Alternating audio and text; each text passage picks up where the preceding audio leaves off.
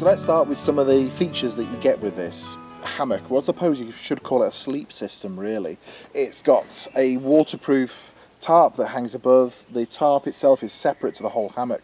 You don't need to rig it all in one go, so you can just put the tarp up on its own at the start and give yourself a dry working space to unpack your bag, get everything out. If it's absolutely hammering it down and you just want to get out of the rain for a bit, you don't need to get the whole thing out. So I really like that. You've got the hammock itself that hangs from two main support lines, one at either end. The support lines are nylon webbing that loops back through itself around the tree, then with what looks like a Dyneema kind of climber's daisy chain that hangs down from that, with loops that you then clip these non-locking carabiners that are at either end of the hammock into that. You've got, with the hammock itself, a decent mosquito net that runs all the way to the end, and then this elasticated line that clips into the main lines to keep that off your body.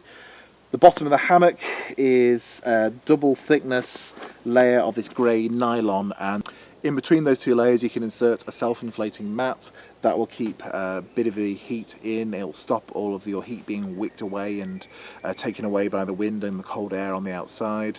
It's also encapsulated by the seams at either end, so you're not going to end up underneath your mat, as happens to me quite often when I'm trying to sleep in a hammock.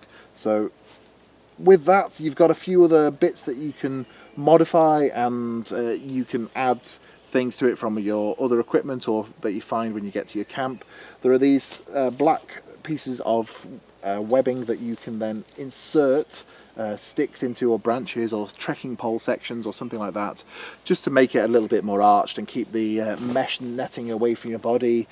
You can rig the whole thing on the ground if you haven't got any trees. You can support the ends of the tarp with trekking poles, and you can adjust it that way, and then actually put the whole thing on the ground and then use the elasticated line that's just behind the head to keep the mosquito nets off your body.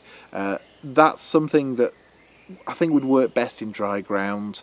There's no waterproofing at all though in this fabric at the bottom, so any kind of contact with the ground will start to wick up any moisture that's there into the hammock as a whole, so making it a slightly less pleasant experience. I think it's best to keep this hanging up in space.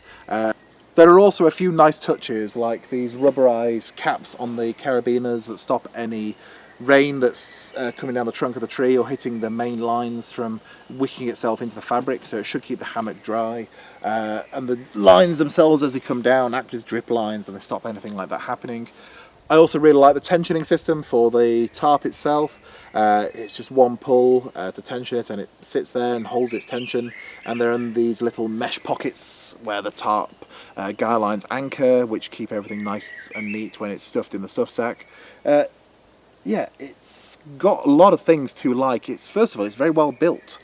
I'm not the lightest person in the world, and I'd confidently hang around in this. I don't feel like I'm going to go anywhere. Some hammocks you get into, you can always hear the seams straining, particularly with somebody of my build.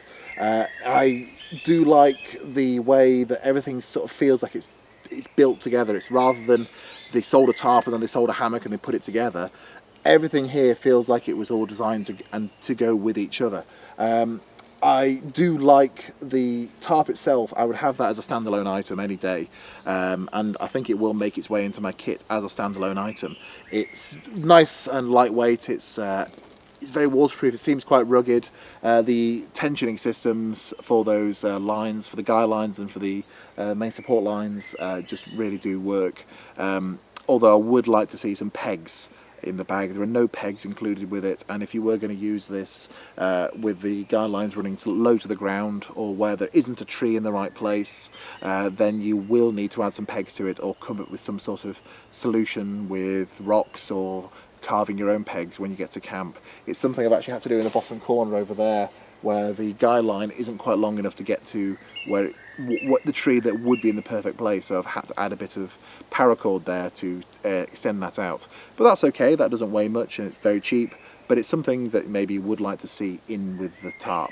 The mosquito net is spacious, it gives you plenty of room, particularly if you do put something in these tubes. It does, even with a short branch, it doesn't have to be an amazing stick, it can just be something like that, just something like that, that will help support it and keep it off your body. That does make a big difference. And then the elasticated line, if you can rig this as high up as you can on either side and keep it off your body, again, that'll give you a bit more space and stop that claustrophobic feeling that you can sometimes get in a mosquito net, particularly if you wake up in the middle of the night and it's all sticking on your face. The zip that separates the two halves of the hammock so you can get in is okay. You can reach it from either end. I will say that it's got this annoying thing of it just keeps snagging on the fabric. Almost every time I've got into the hammock, I've ended up pulling on it at the wrong angle and it's snagged on the thin fabric either side. It's not the end of the world, it's not a deal breaker, but it is something that you do have to be aware of. Now every time I do the zip, I always think, don't snag it, don't snag it.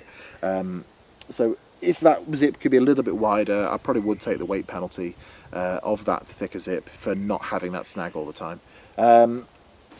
There are little attachment points as well for other things, and you can hang other things from it, and you could modify it and find other ways of rigging it, and that's all great. It is a little bit limited in that you do need, like any hammock and tarp system, to find trees that are the right distance apart and find places to rig the corners of the tarp and things, but that's not something that's specific to this hammock. That's a problem with all hammock sleep systems. We've used it on several trips now, mostly 1 or 2 night trips, and it's still looking quite clean actually. I haven't broken anything on it, I haven't lost anything. There's not a great deal to lose, it's quite a minimalist system. It's still performing well. I've not really felt uncomfortable in it. If you're not used to sleeping in a hammock, when you first get into it, you can feel a bit disorientated, but if you let that settle down and just get used to it, then it's fine. I've used it as a chair at the edges of the camp, like this, so you sit around to talk to everyone else and swing away and pretend it's a rocking chair. That's quite nice. I've used a tarp on its own several times. I've used that on a few trips. That worked really well. I've not tried sleeping in the whole thing on the ground, but we have rigged it up that way between 2 trekking poles, and it looks okay. It's not the best solution, but it does mean if you're using it on a multi-day trip where you expect to find trees for pretty much every place you're going to pitch it, but that one time you get there and then there are no suitable trees or no space, or you just have to sleep on the ground, it will work, and it will mean that you still have mosquito or insect protection, or more importantly here in the UK, midge protection. And it will work, it'll be fine, it's just not the best use for it. That's about it really. It's a hammock. It hangs between 2 trees. It's comfortable, it's kept me warm and dry, it's versatile, it feels well built. I don't feel like I would have to go around and repair any parts of it. Everything just works, and at the end of the day that's what I want from a piece of equipment, particularly something that's going to be used on expeditions or trips. I just want it to work, and this does. So this is the Exped Scout Combi hammock, and yeah, I like it.